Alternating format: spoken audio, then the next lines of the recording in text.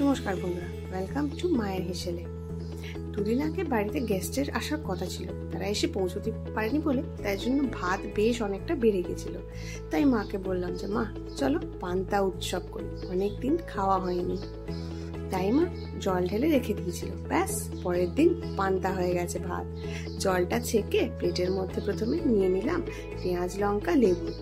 এরপরেতে একটা ছোট্ট প্যানের মধ্যে সর্ষের তেলের মধ্যে শুকনো লঙ্কা ভালো করে ভেজে নেওয়া হয়েছে, দিয়ে তেল আর লঙ্কাটা ভাতের ওপরে ছড়িয়ে দেওয়া হলো, দিয়ে তার উপরে স্বাদ মতো নুন দিয়ে দেওয়া হলো।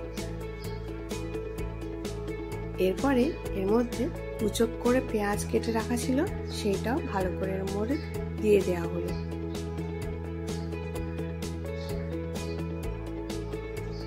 এরপরে ওপর থেকে একটু ঝুরি ভাজা,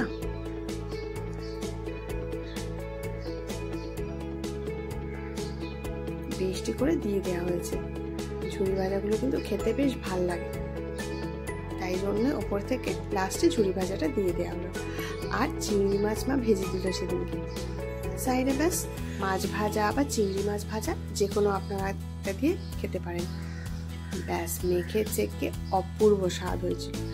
একবার ট্রাই করে দেখবেন, স্বাস্থ্যের পক্ষে কিন্তু পান্তা খাওয়া খুব ভালো। ভিডিওটা যদি ভালো লেগে থাকে একটা লাইক, শেয়ার আর সাবস্ক্রাইব করে দেবেন।